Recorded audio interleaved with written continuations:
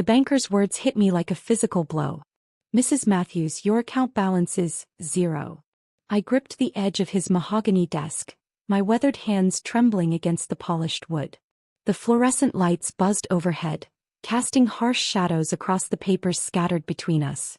My retirement fund, 43 years of careful saving, of skipping dinners out and mending clothes instead of buying new ones, is gone. "That's impossible," I whispered, though even as the words left my lips, I knew it wasn't. Deep down, in that hollow place where mothers store their worst fears, I knew exactly what had happened. The young banker, he couldn't have been older than my grandson, cleared his throat uncomfortably. "Ma'am, the withdrawals were all authorized with your PIN and account information. 5 separate transactions over the past month. Each one to a different recipient. 5 strangers. 5 people whose sob stories had reached through my computer screen and wrapped around my heart like barbed wire. 5 complete strangers who had convinced a lonely grandmother that she was their only hope. How could I have been so foolish?" The bank's air conditioning hummed, but I felt nothing but heat. The burning shame of a woman who had spent 7 decades believing she was smart enough, careful enough, to never fall for something like this. My purse sat in my lap, containing exactly $12.37. Not enough for groceries. Not enough for my heart medication. Not enough for anything. "Mrs. Matthews?" The banker's voice seemed to come from underwater. "Are you all right?" I wasn't all right. I would never be all right again. But I straightened my shoulders the way my mother had taught me during the Depression, when we had nothing but dignity to sustain us. "I'm fine," I lied. "If this story is already stirring something in your heart, I'd love to know. What time is it where you are right now, and which city or state are you watching from? Drop it in the comments. Let's see how far this story is reaching. My name is Eleanor Matthews and I'm 67 years old. I know that because I counted every single one of those years as I sat in my empty kitchen that night, staring at the stack of bills that would never be paid. The lines on my hands tell the story of decades spent caring for others. My husband during his final battle with cancer, my children through their scraped knees and broken hearts, my grandchildren during countless sleepovers filled with homemade cookies and bedtime stories. These hands had worked as a secretary for 35 years, typing letters and filing documents, saving every penny I could squeeze from my modest salary. I remember the 1980s when my husband Jim would come home from the factory with grease under his fingernails and exhaustion in his eyes. We'd sit at this same kitchen table, counting out bills by the light of a single lamp to save on electricity. Back then we dreamed of retirement, maybe a little travel, definitely more time with the grandkids, and the security of knowing we'd never be a burden to anyone. Jim passed 5 years ago, leaving me with this house, his pension, and a heart that felt too big for my chest. The silence in our home became deafening. The neighbors were polite but distant. My daughter lived 3 states away, busy with her own family and career. My son called every Sunday, but those conversations felt scripted, obligatory. Was this what I had worked so hard for? To end up alone, surrounded by memories that felt more real than my present? That's when I discovered the computer. My grandson Tyler had set it up for me, patiently teaching me how to use email and surf the web, as he called it. At first, I used it to look at photos of my grandchildren on something called Facebook. But gradually I found myself drawn to other stories, other lives that seemed to unfold in real time on my screen. I started following news sites, reading about people whose lives had been shattered by circumstances beyond their control. A young mother whose medical bills were drowning her family. A veteran who couldn't afford to fix his wheelchair. A grandmother like me whose house had burned down and who had nowhere to go. These stories lived on my computer, but they felt more real than my own life. Here were people who needed help, who were reaching out to strangers because they had nowhere else to turn. And I had something they needed, not just money but the validation that someone somewhere cared about their suffering. I had no idea I was about to become the very thing I pitied. The loneliness crept in slowly, like water through a crack in the foundation. You don't notice it at first, just a little dampness, a slight chill. But eventually, it rots everything from the inside out. After Jim died, I threw myself into routines. Monday was grocery shopping. Tuesday was cleaning. Wednesday was laundry. Thursday was bill paying. Friday was errands. Saturday was for the grandkids when they visited, which became less and less frequent as they got older and busier with their own lives. Sunday was the hardest. Church in the morning, where I sat in the same pew Jim and I had shared for 23 years, now occupied by just me and the ghost of his presence. The other congregants were kind but distant. They'd ask how I was doing, nod sympathetically when I said fine, and move on to conversations about their own families, their own problems. I started declining invitations to potluck dinners and social gatherings. It was easier than sitting alone at a table full of couples, easier than explaining for the 100th time that yes, I was managing, no, I didn't need anything, thank you for asking. The house felt too big and too small at the same time. Too big because every room echoed with memories of a life that was over. Too small because the walls seemed to press in closer each day, reminding me that this was it. This was what remained of Eleanor Matthews.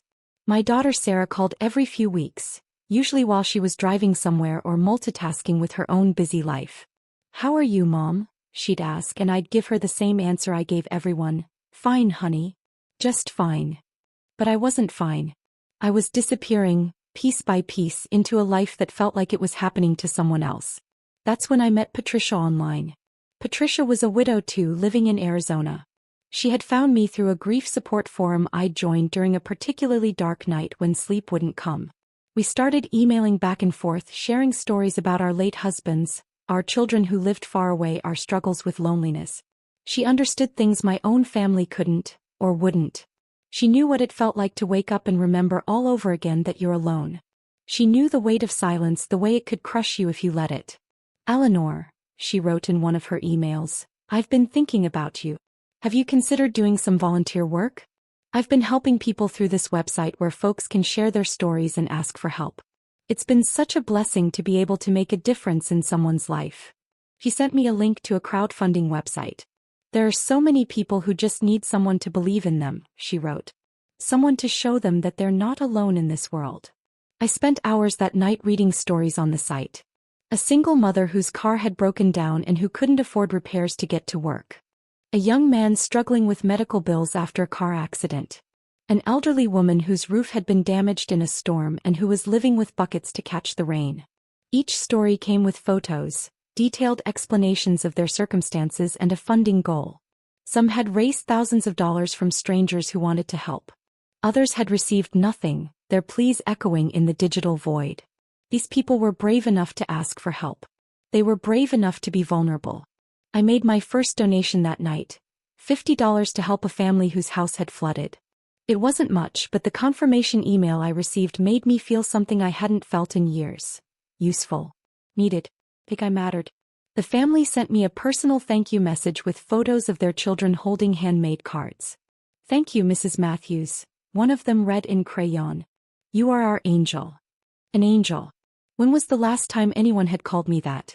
I started checking the website every day, looking for new stories, new people who needed help. I set up a monthly budget for donations.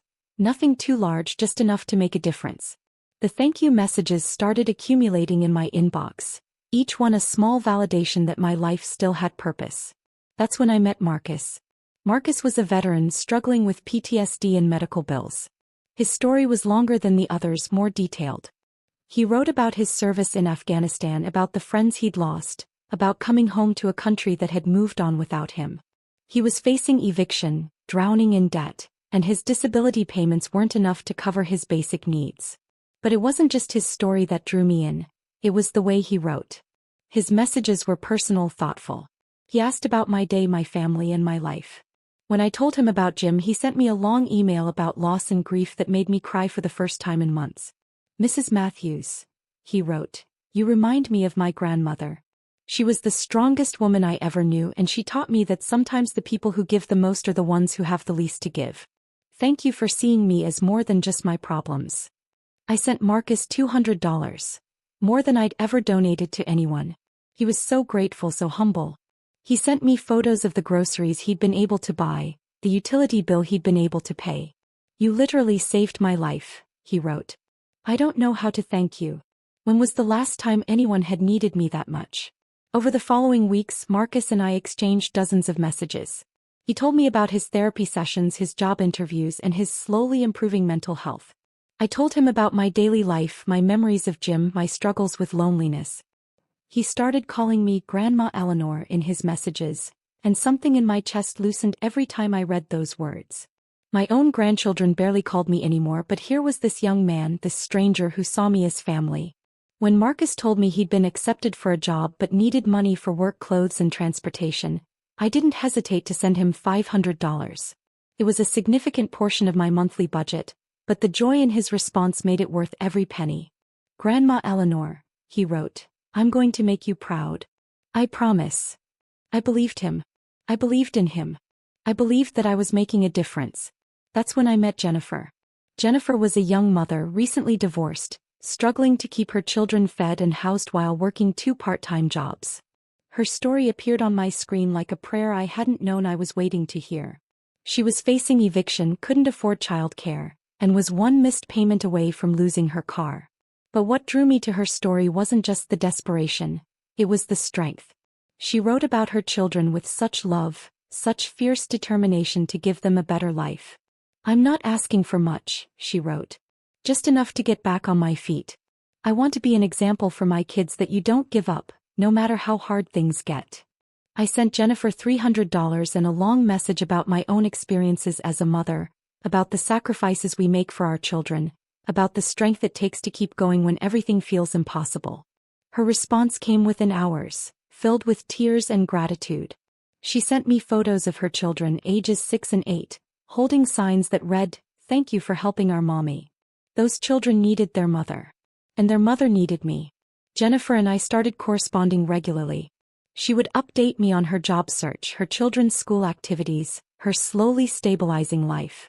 I would offer advice, encouragement, and when she faced unexpected expenses, a broken appliance, a medical bill, car repairs, I would send whatever I could afford. "Eleanor," she wrote after I'd sent her money for her son's school supplies, "you're like the mother I never had. I don't know what I did to deserve your kindness, but I'm grateful every day that you came into our lives." A mother she never had. A grandmother to children who weren't mine but who felt like mine. The pattern was so gradual I didn't notice it at first. Marcus would face a crisis, a medical emergency, a threat of eviction, a car breakdown, and I would send money. Jennifer would encounter an unexpected expense and I would cover it. Other people started appearing in my inbox, referred by Marcus or Jennifer, each with their own urgent needs. There was David, a college student who couldn't afford textbooks. Maria, an elderly woman whose social security wasn't enough to cover her medications. Robert, a disabled man whose wheelchair had broken and who couldn't afford repairs. Each story was unique, but they all shared the same thread: desperation, hope, and the promise that my help would change everything. And each person who reached out to me treated me with the kind of love and respect I'd been starving for since Jim died. I wasn't just donating money. I was buying a family. The amounts got larger. The emergencies got more frequent. My monthly donation budget became a weekly one, then a daily one. I started dipping into my savings, telling myself it was temporary, that these people would pay me back when they got on their feet. But they never got on their feet. There was always another crisis, another emergency, another reason they needed just a little more help. Marcus's PTSD got worse, requiring expensive treatment. Jennifer's ex-husband stopped paying child support. David's financial aid was cut. Maria's medications increased in price. Robert's disability benefits were delayed. Each crisis felt like a test of my love, my commitment to these people who had become my chosen family. I started lying to Sarah about my finances. "Everything's fine, honey," I'd tell her when she asked about my retirement fund. "Your father left me well taken care of." I stopped going to church, stopped answering calls from neighbors, stopped maintaining friendships. My world shrank to the size of my computer screen, where my digital family lived and breathed and needed me. The bank statements started showing larger and larger withdrawals. $10,000. $20,000. $50,000. But the people in my computer were so grateful, so loving, so dependent on me that I couldn't see what was happening. I was drowning in their gratitude.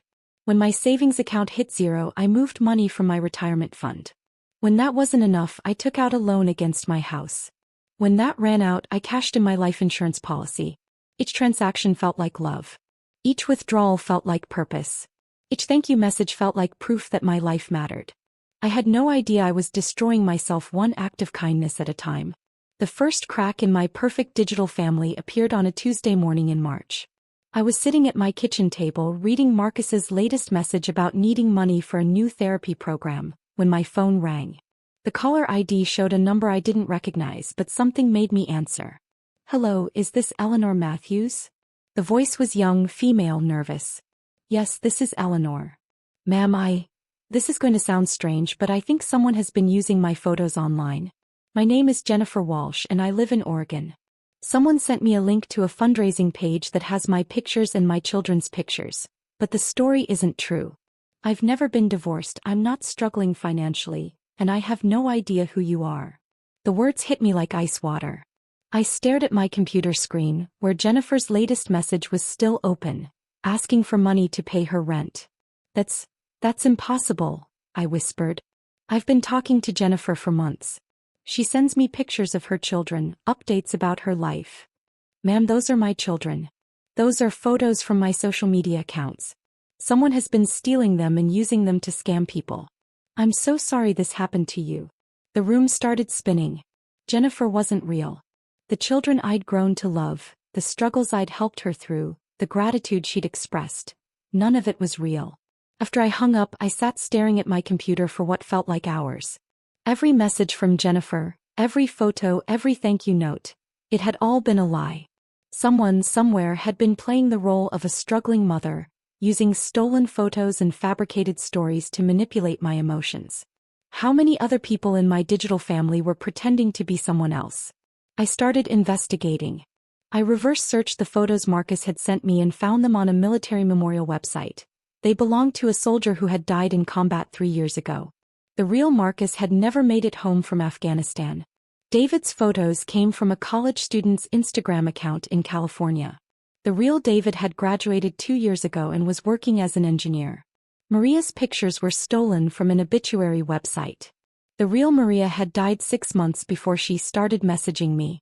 Robert's photos belonged to a disability rights activist in Canada who had no idea his image was being used to scam elderly people.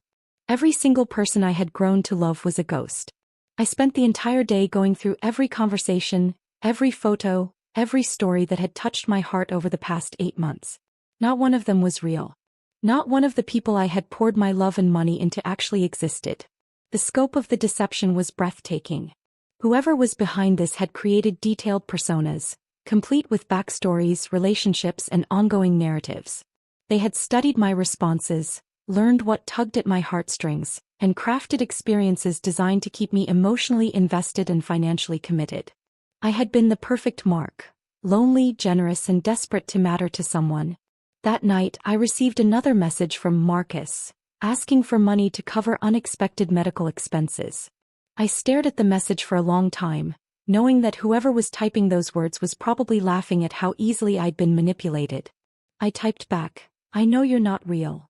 The response came quickly, "Grandma Eleanor, I don't understand. Are you feeling all right? You're scaring me." Even confronted with the truth, they were still trying to manipulate me. "I spoke to the real Jennifer today," I wrote. "I know all of you are fake. I know I've been sending money to scammers." This time the response took longer. When it came, the tone was completely different. "Look, lady, you got what you paid for. You wanted to feel needed, we made you feel needed. You wanted a family, we gave you a family. Don't act like you're the victim here when you got exactly what you were looking for." The cruelty of those words knocked the breath out of me. But they weren't wrong. I had gotten what I paid for, the illusion of being loved, needed, important. I had bought myself a family with my life savings, and now the bill had come due. I tried to track down who was behind the scam, but the trail went cold quickly. The bank accounts the money had been sent to were in different names, different states. The email addresses were fake. The phone numbers didn't exist. Whoever had done this to me was a professional. And I was just one of many victims. Over the following days, I discovered online forums where other people shared similar stories. Elderly people, mostly women, who had been targeted by elaborate romance and family scams. Some had lost thousands, others hundreds of thousands.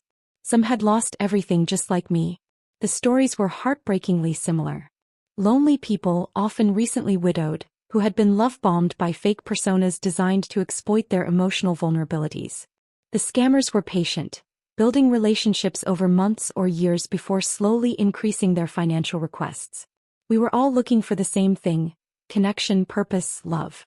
And they had sold it to us at market price. I learned about pig butchering, a term scammers used to describe the process of fattening up victims emotionally before financially slaughtering them.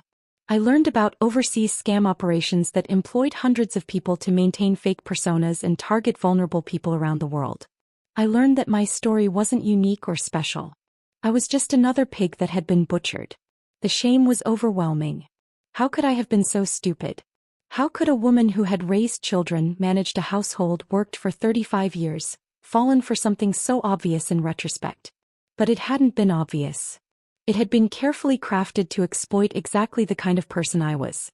I called the police, but they explained that since the money had been sent voluntarily, and since the scammers were likely overseas, there was little they could do. I called the FBI, the State Attorney General's office, the Federal Trade Commission. Everyone was sympathetic, but no one could help me get my money back. The system wasn't designed to help people like me. We were supposed to know better. The bank statements arrived a week later, confirming what I already knew but hadn't been able to face. I had sent away $847,000 over 8 months. My entire retirement fund, my emergency savings, my life insurance payout, and the loan against my house. At 67 years old, I was not just broke, I was in debt. The first eviction notice arrived on a Thursday. I had missed 3 mortgage payments and the bank was beginning foreclosure proceedings. I had 30 days to bring the loan current or find somewhere else to live. The house Jim and I had worked so hard to pay off was slipping away just like everything else. I called Sarah that night, my hands shaking as I dialed her number. "Mom, is everything okay? You sound upset. How do you tell your daughter that you've thrown away her inheritance? How do you explain that you fell in love with people who didn't exist?" "Sarah, I need to tell you something and it's going to be very difficult to hear." I told her everything. About loneliness, about online relationships, about the money I'd sent to people who weren't real. I told her about the eviction notice, about the debt, about the fact that I had nothing left. The silence on the other end of the phone lasted forever. "Mom," she finally said, her voice tight with controlled anger, "how could you do this? How could you be so gullible?" Gullible. The word I'd been calling myself for weeks. "Dad worked his whole life to leave you secure," she continued. "He saved every penny so you'd never have to worry about money. And you just gave it away? To strangers on the internet." "They weren't strangers," I whispered, though I knew how ridiculous that sounded. "They felt like family. They were criminals, Mom. Criminals who saw you coming from a mile away." She was right, but her words cut deeper than any shame I'd inflicted on myself. "What do you want me to do, Sarah? Do you want me to move in with you?" Another long silence. "Mom, Tom and I, we're having our own financial problems right now. The kids are in college, we're stretched thin. I don't know how we could. My own daughter couldn't take me in. Or wouldn't." "I understand," I said, though I didn't. "I'll figure something out." But there was nothing to figure out. I was a 67-year-old woman with no savings, no income beyond Social Security, and nowhere to go. The second shock came when I tried to cancel the fundraising accounts, hoping to prevent anyone else from being scammed using the same personas. The website informed me that I wasn't the only one sending money to Marcus and Jennifer, and the others. There were dozens of other donors, all elderly, all sending smaller amounts but contributing regularly. The scammers hadn't put all their eggs in one basket. They had built an entire network of victims, each contributing what they could afford. I wasn't special. I wasn't even their biggest mark. I was just one source of income in a vast criminal enterprise. That realization somehow hurt worse than the financial loss. I had thought I was saving these people, that I was their lifeline, their hero. But I was just one of many fools feeding money into a machine designed to exploit human kindness. The third shock came when I received a message from a new persona, Rebecca, a young woman who claimed to be Marcus's sister. She had found my contact information in his things after his sudden death, and wanted to thank me for all I'd done for her brother. They were still trying to scam me even after I'd exposed them. Rebecca explained that Marcus had left behind debts and that she was struggling to pay for his funeral. She wondered if I might be able to help just one last time to honor his memory. The audacity of it took my breath away. They had been caught, exposed, revealed as fraudsters, and they were still trying to extract money from me. They had no shame, no limits, no humanity. I realized that to them I wasn't a person. I was a resource to be mined until exhausted. I blocked all the accounts, changed my email address, and deleted every message I'd received from my fake family. But the damage was done. Not just financially but emotionally. How do you recover from discovering that the love you thought you'd found was never real? The eviction date was approaching and I had no options left. My credit was destroyed. My savings were gone. My income was insufficient to even rent a studio apartment in my area. I started researching homeless shelters, senior living facilities for low-income residents, and government assistance programs. At 67, I was starting over with less than nothing. The final insult came when I received a call from a debt collection agency. Apparently, some of the money I'd sent had been processed through services that charged fees, and those fees had been charged back to my account after it was empty. I now owed an additional $3,000 in overdraft fees and penalties. I wasn't just broke. I was drowning in debt created by my own kindness. That night, I sat in my empty kitchen for what I knew might be the last time, surrounded by the ghosts of a life that felt like it had belonged to someone else. The walls were covered with family photos. Real family, people who actually existed but who felt more distant than the strangers who had stolen my money. I had traded a real life for a fake one and now I had neither. The cruelest part was that I understood why I'd fallen for it. The loneliness had been real. The desire to matter, to help, to be needed, that had all been real. The scammers hadn't created those feelings. They had simply exploited them. They had found the exact shape of my emptiness and filled it with lies. But understanding didn't make it hurt less. Understanding didn't bring back my money or my home or my sense of self. Understanding just made me feel more foolish for falling for something I should have seen coming. As I prepared for bed in my house for what might be the last time, I thought about Jim and what he would say if he could see me now. Would he be angry? Disappointed? Heartbroken that his life's work had been thrown away on strangers who didn't exist?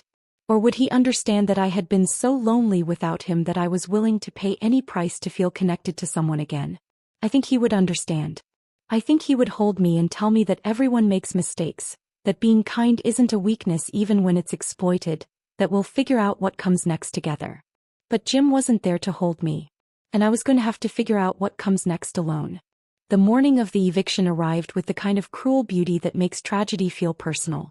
Bright sunshine streamed through my kitchen windows, illuminating the packed boxes that contained 67 years of life reduced to whatever could fit in my daughter's spare bedroom. Sarah had finally agreed to let me stay with her family, but only temporarily. "Just until you figure something else out, Mom," she'd said, her voice carefully neutral. "The kids need their space and Tom's not thrilled about this whole situation." Not thrilled. As if my homelessness was an inconvenience rather than a catastrophe. The sheriff's deputy was punctual. He knocked on my door at exactly 9 a.m., his uniform crisp, his manner professional but not unkind. "Mrs. Matthews? I'm Deputy Rodriguez. I'm here about the eviction order." I had been expecting this moment for weeks, but nothing could have prepared me for the finality of it. This stranger was here to escort me from the home where I'd raised my children, nursed my husband through his final illness, and made 43 years of memories. "I understand," I said, my voice steadier than I felt. "I'm ready." But I wasn't ready. How could anyone be ready for this? As the deputy watched, I loaded the last of my boxes into Sarah's car. She stood beside me, her jaw tight with an anger she was trying to control. She hadn't said much during the packing process, but I could feel her fury radiating like heat from a fire. "I still can't believe this is happening," she muttered as we carried my grandmother's china to the car. "This house has been in our family for over 40 years. Our family. Not my family." As if I had stolen something that belonged to her. "Sarah," I began, but she cut me off. "Don't, Mom. Please don't. I can't hear another apology right now." The deputy helped us carry some of the heavier items and I found myself grateful for his kindness. He didn't ask questions about why a woman my age was being evicted. He didn't judge or lecture. He just did his job with quiet compassion. As we finished loading the car, he handed me the official paperwork. "Ma'am, I'm sorry this is happening to you," he said softly. "I see this kind of thing more often than I'd like. You're not the first person to fall for one of these scams." His kindness almost broke me. A stranger was showing me more compassion than my own daughter. "Thank you," I whispered. "You've been very kind." He nodded and walked back to his patrol car, leaving me standing in the driveway of my former home. The house looked the same as always. White siding that Jim had painted just 2 years before his death. The red door I'd chosen because it reminded me of the farmhouse where I'd grown up. The flower beds where I'd planted tulips every spring for decades. None of it belonged to me anymore. "Mom, we need to go," Sarah said, already getting into the driver's seat. "Tom's expecting me back by noon."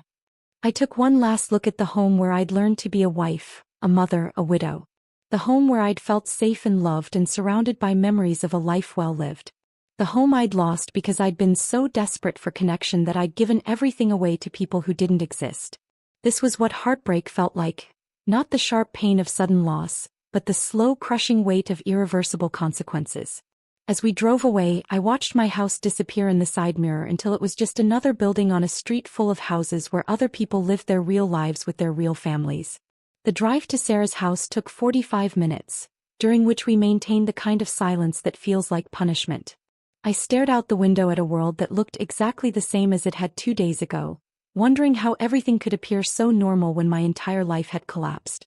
How do you explain to people that you're homeless because you fell in love with ghosts? Sarah's house was in a newer subdivision, all clean lines and modern efficiency. It was beautiful, successful, everything she and Tom had worked to achieve. And now I was going to disrupt their carefully ordered life with my chaos and neediness. "The spare room is upstairs," Sarah said as we parked in her driveway. "Tyler moved out last month, so there's a bed and a dresser. The bathroom is down the hall." Her grandson, my great-grandson, was 16 now, busy with his own life. I'd be staying in his former room, surrounded by the remnants of a childhood I'd barely been part of because I'd been too busy creating a fake family online. Even the space I was inheriting was a reminder of my failures. We carried my boxes upstairs on several trips. Sarah's house was immaculate, all neutral colors and carefully chosen decor. My belongings looked shabby and out of place like yard sale items in a showroom. "Mom," Sarah said as we set down the last box, "we need to talk about ground rules." "Ground rules? For existing in my daughter's house." She sat on the edge of the bed that was now mine, her hands folded in her lap. "Tom and I have discussed this and we're willing to help you get back on your feet. But this can't be permanent. We have our own lives, our own responsibilities." I nodded, not trusting my voice. "We'll help you apply for senior housing and government assistance. There are programs for people in your situation. But you have to promise me, that you'll never do anything like this again. No more online relationships, no more sending money to strangers, no more getting scammed. People in your situation. As if there were others like me, a whole category of foolish old women who'd thrown their lives away." "I promise," I said. "I mean it, Mom. If you ever do anything like this again, we can't help you. Tom's already not happy about this arrangement, and if you prove you can't be trusted." She didn't finish the sentence, but the implication was clear. This was my last chance. My daughter's love came with conditions now, and I had already used up most of her patience. I had become a burden, a liability, a problem to be managed. "I understand," I said. "I'm grateful for your help. I know this isn't easy for you." Sarah's expression softened slightly. "Mom, I love you.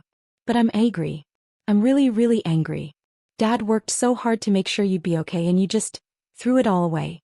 I don't understand how you could do that." Neither did I. That was the worst part. I couldn't explain it in a way that made sense to anyone, including myself. "I was lonely," I said finally. "I know that's not an excuse, but I was so lonely I couldn't think straight. These people made me feel needed, wanted. They made me feel like I mattered." "You matter to us," Sarah said, but her voice lacked conviction. "You're our mother, our grandmother.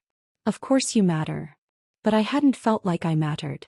The obligatory phone calls, the dutiful holiday visits, the careful distance everyone maintained, none of it had made me feel essential to anyone's life. "I know," I said, because it was what she needed to hear. "I made a terrible mistake. I know that now." Sarah stood up, smoothing her skirt. "Dinner's at 6. We eat together as a family, that's one of our rules. And please try not to talk about all this in front of the kids. They don't need to know the details." The kids. My grandchildren, who would now see their grandmother as a cautionary tale rather than a source of wisdom. After Sarah left, I sat alone in my new room, surrounded by boxes I was almost afraid to unpack. Opening them would make this real, would acknowledge that this was my life now. A guest in my daughter's house, dependent on her charity, stripped of the independence I'd spent a lifetime building. How had I gone from being a homeowner to being homeless in less than a year? I opened the first box, which contained my photo albums. Page after page of memories from a life that felt like it had belonged to someone else. Jim and me on our wedding day, young and hopeful. The kids when they were small, gap-toothed and trusting. Family vacations, birthday parties, Christmas mornings. All of it is real. All of it is precious. All of it traded away for the illusion of being loved by strangers. There was a knock on my door. Sarah's youngest, Emma, peeked her head in. She was 12, at that awkward age where everything is either wonderful or terrible with no in-between. "Grandma, are you okay? You look sad." Out of the mouths of babes. "I'm just tired, sweetheart. It's been a long day." She stepped into the room, looking around with curious eyes. "Mom said you had to sell your house. Are you going to live here forever now?" Forever. The word hung in the air like a threat. "Just for a little while until I find a new place." Emma nodded sagely, as if she understood the complexities of adult housing arrangements. "I'm sorry your house got sold. I liked visiting you there. You always had the good cookies." The good cookies. Store-bought because I'd never learned to bake like my mother had. "Maybe I can still make you cookies here," I said. "That would be nice," Emma said. Then with the brutal honesty of childhood. "Dad says you made some bad choices with your money. Is that why you can't have your own house anymore?" Even the 12-year-old knew I'd screwed up. "Yes," I said. "I made some very bad choices. I trusted people I shouldn't have trusted." Emma considered this. "Well, everyone makes mistakes. At least you're not dead or anything." At least I wasn't dead. The wisdom of a child who'd put my situation in perspective. "That's true," I said. "I'm not dead." She smiled and bounced out of the room, leaving me alone with my boxes and my regrets. At least I wasn't dead. That was something, wasn't it? As the sun set on my first day as a dependent, I realized that this was my rock bottom. I had lost everything. My home, my savings, my independence, my dignity. I was 67 years old and starting over with nothing but the charity of a daughter who was angry with me and the contents of a few cardboard boxes. But Emma was right. I wasn't dead. And as long as I was breathing, there was still a chance to build something new from the wreckage of what I'd destroyed. That night, lying in a bed that wasn't mine, in a room that wasn't mine, in a house where I was a guest rather than family, I made myself a promise. I would survive this. I would find a way to rebuild not the life I'd lost but something new. Something real. Something that couldn't be taken away by strangers with fake stories and stolen photos. I didn't know how I was going to do it. I didn't know where I would live or how I would afford it or whether my family would ever forgive me. But I knew I wasn't going to let this be the end of Eleanor Matthews' story. The Senior Community Center on Maple Street wasn't much to look at. A converted strip mall with fluorescent lighting and industrial carpeting that had seen better decades. But it was warm and the coffee was free and nobody asked questions about why a woman my age was spending her days there instead of in her own home. I'd been living with Sarah for 3 months when I discovered the center. The tension in her house had become unbearable. Every conversation felt like walking through a minefield. Every shared meal was heavy with unspoken resentment. I needed somewhere to go during the day, somewhere I could exist without feeling like an unwelcome reminder of poor choices and broken trust. The center was full of people like me, seniors who had nowhere else to be, though most of them had different reasons for being there. Loneliness, boredom, the desire for company. Few of them were there because they'd lost everything to an online scam. But some were. I met Dorothy on my second visit, during a craft hour I'd joined mostly to avoid going back to Sarah's house. She was working on a needlepoint project, her arthritic fingers moving slowly but surely through the complex pattern. "First time?" she asked without looking up from her work. "Second," I said. "I'm Eleanor." "Dorothy. Welcome to the island of misfit toys." The way she said it made me smile for the first time in weeks. We worked in companionable silence for a while, and then without any prompting from me, Dorothy began to talk.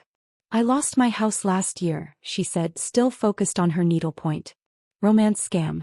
Thought I'd found love again after my Harold passed. Sent my savings to a man who claimed to be a soldier stationed overseas. Turned out to be a 20-something kid in Nigeria using stolen photos. I wasn't alone." "How much?" I asked, the question slipping out before I could stop it. 60,000. Not as much as some folks lose, but enough to cost me my independence. I'm in senior housing now, waiting for a bed in subsidized care. She finally looked up at me, her eyes sharp despite her age. You have that look, she said. The look of someone who trusted the wrong people. Was my shame so obvious? 847,000, I said quietly. My entire retirement fund plus a loan against my house. Dorothy whistled low. Honey, you weren't just scammed. You were professionally harvested. The clinical way she said it somehow made it easier to bear.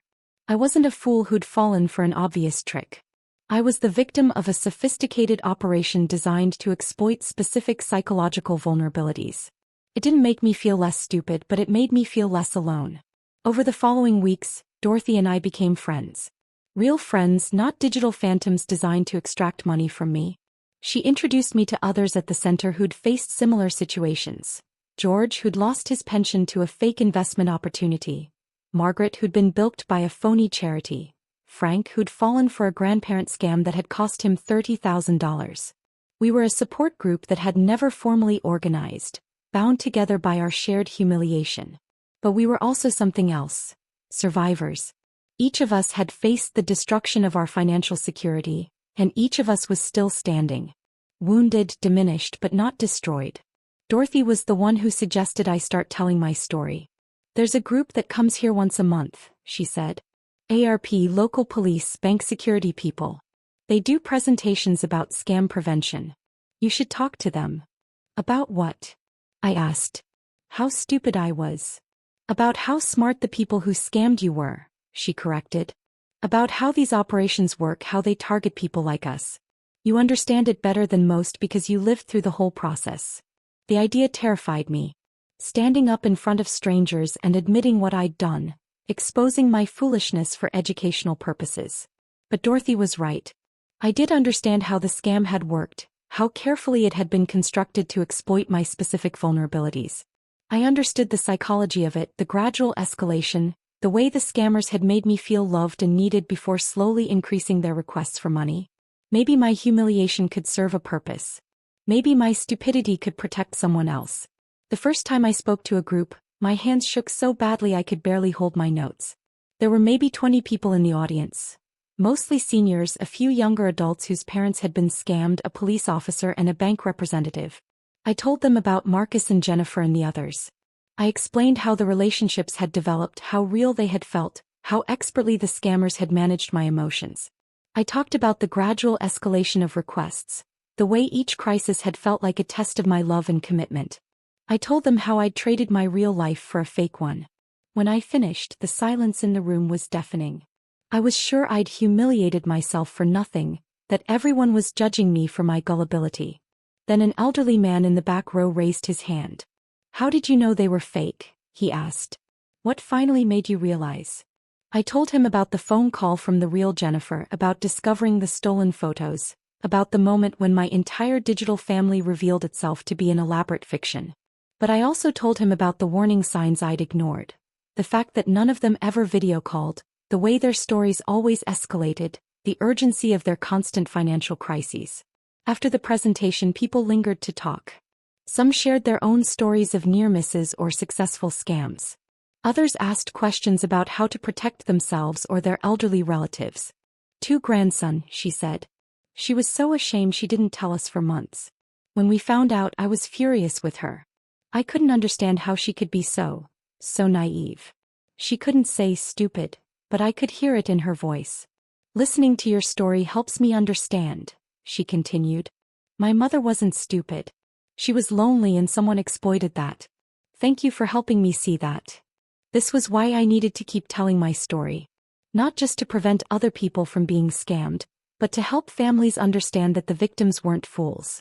Word spread about my presentations. I started speaking at community centers, senior living facilities, bank branches, and police departments. Each time I told the same story. How loneliness had made me vulnerable, how sophisticated the scammers had been, how gradually I'd been drawn into their web. Each time it got a little easier to bear the shame. I also started volunteering at the community center, helping other seniors navigate technology safely. I taught them how to recognize red flags online, how to verify the identity of people who contacted them, and how to protect their personal information. I became an expert in the thing that had destroyed me. The irony wasn't lost on me. I was using the computer skills I'd learned to communicate with my fake family to help other people avoid the same trap. The loneliness that had made me vulnerable to scammers had led me to a new purpose and a new community. I was still homeless, still financially devastated, still dependent on my daughter's reluctant charity. But I was no longer useless. The waiting list for subsidized senior housing was 18 months long, but Dorothy helped me navigate the application process. In the meantime, I'd found a part-time job at the community center. Minimum wage, but it was income and it gave me a reason to get up every morning. More importantly, it gave me a way to rebuild my sense of worth. Sarah's attitude toward me began to soften as she saw me working to reconstruct my life. The anger was still there, but it was tempered by what might have been respect. "I'm proud of you, Mom," she said one evening as I was preparing for another presentation. "What you're doing speaking publicly about this. It takes courage." Courage. I hadn't thought of it that way. "I'm just trying to make something good come from something terrible," I said. "Dad would be proud too," she added quietly. "He always said you were stronger than you knew. Jim would be proud." The thought warmed me in a way I hadn't felt since before he died.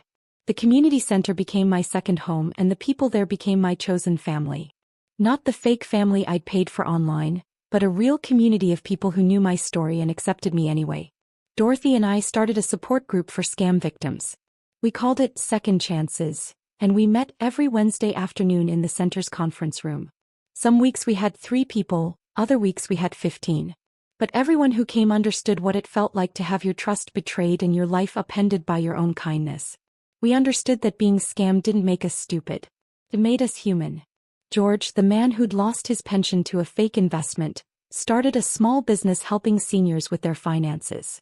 Margaret, who'd been bilked by a phony charity, became a volunteer with legitimate charitable organizations.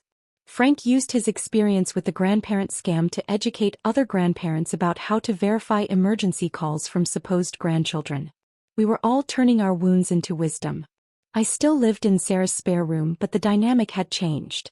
I paid rent now, not much but something. I contributed to groceries, helped with household chores, and spent time with my grandchildren not as a burden to be tolerated but as a grandmother who had learned some hard-won lessons about life. I was earning my way back into my family's respect. The day I received the letter about my subsidized housing application being approved was bittersweet. I would finally have my own place again. A small apartment in a senior community, nothing like the house Jim and I had shared, but mine. Independence again, even if it came with limitations. "Are you excited?" Emma asked as I showed her the letter. "Yes," I said. "And scared." "Why scared?" "How do you explain to a 12-year-old that you're terrified of being alone with your thoughts and your regrets?" "Because it means starting over," I said. "And I'm not sure I remember how to do that." Emma considered this with the seriousness only children can bring to adult problems. "Well, you've been practicing here. And you can always call us if you get lonely. Call us if you get lonely." Such simple wisdom from such a young person. Last night in Sarah's house we had a family dinner. A real one where we talked and laughed and remembered good times instead of tiptoeing around the elephant in the room. Tom, who had barely spoken to me for months, actually seemed sad to see me go. "You know you're welcome here anytime," he said as we cleared the dishes. "I know this hasn't been easy for any of us, but you're family. Family. Not a burden, not a problem to be solved, but family." The apartment was small. A studio with a kitchenette, a bathroom and enough space for a bed, a chair and a small table. After living in a 4-bedroom house for 43 years, it felt like a dollhouse. But it was mine. I furnished it with donations from the community center and a few pieces I'd salvaged from my old life. Dorothy helped me set up my computer. The same one I'd used to communicate with my fake family, now repurposed for legitimate connections. The computer that had destroyed my old life was going to help me build a new one. I continued speaking about scam prevention, my presentations becoming more polished and effective. I started getting requests from other cities, other organizations. My story was helping people understand that anyone could be vulnerable, that intelligence and education were no protection against sophisticated emotional manipulation. I was becoming an expert, an advocate, a voice for the voiceless. On the anniversary of the day I'd learned my digital family was fake, I sat in my small apartment and wrote them one final message. Not to send, but to process my feelings. You destroyed my life, I wrote. You took everything I had worked for, everything my husband had left me, everything I had planned to leave my children. You exploited my loneliness and my kindness, and you showed me no mercy. But you also gave me something you didn't intend to give me. You gave me a purpose. You gave me a story that can help other people protect themselves. You gave me a community of survivors who understand what it means to rebuild from nothing. You made me homeless, but you also made me strong. You stole my money, but you couldn't steal my resilience. You broke my heart, but it healed stronger than before. I am not grateful for what you did to me, but I am grateful for who I became because of it. I deleted the message without sending it. The scammers who had destroyed my old life didn't deserve to know about my new one. They were part of my past now. My future belonged to me. The apartment is quiet tonight, but it's a different kind of quiet than the silence that used to fill my house after Jim died. This quiet is peaceful, chosen, comfortable. I'm not hiding from loneliness anymore. I'm embracing solitude. Tomorrow I have 3 things on my schedule: a presentation at the regional bank about elder fraud, a meeting with my support group, and dinner with Sarah and her family. Real people, real connections, real purpose. I am 71 years old now, and I am not the same woman who sat in that banker's office 4 years ago, learning that her life savings had vanished. That woman was lost, broken, ashamed. This woman is scarred but stronger, wiser, more connected to her community than she ever was before the scammers found her. I keep a photo on my small table, not of my fake digital family but of my support group at the community center. 12 people ranging in age from 58 to 86, all of whom lost money to scammers, all of whom found something valuable in the rebuilding process. We learned that our worth isn't measured by our bank accounts or our real estate holdings. It's measured by our resilience, our capacity to help others, our ability to turn our wounds into wisdom. Some nights I still think about Marcus and Jennifer and the others, not with longing but with a kind of cold clarity about how expertly they had manipulated my emotions. I understand now that they weren't just stealing my money, they were stealing my story, my need to matter, my desire to be useful. But they couldn't steal who I really am. That was mine to keep, mine to rebuild, mine to share. The warning signs I ignored seem obvious now. The way none of them ever video called. The escalating financial crises. The emotional manipulation designed to make me feel guilty for questioning their requests. The isolation they encouraged, making me feel like our relationships were special secrets that others wouldn't understand. I share these red flags in every presentation, hoping someone will recognize them before it's too late. Sometimes people ask me if I regret using the computer, if I think seniors should avoid technology altogether to protect themselves from scammers. I tell them that would be like avoiding cars because some people drive recklessly.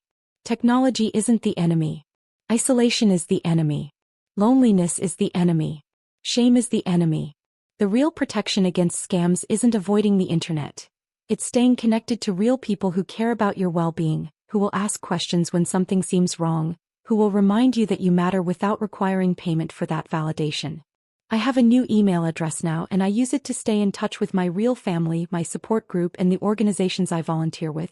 I've learned to verify everything, to be suspicious of urgency, to remember that legitimate relationships don't require constant financial rescue.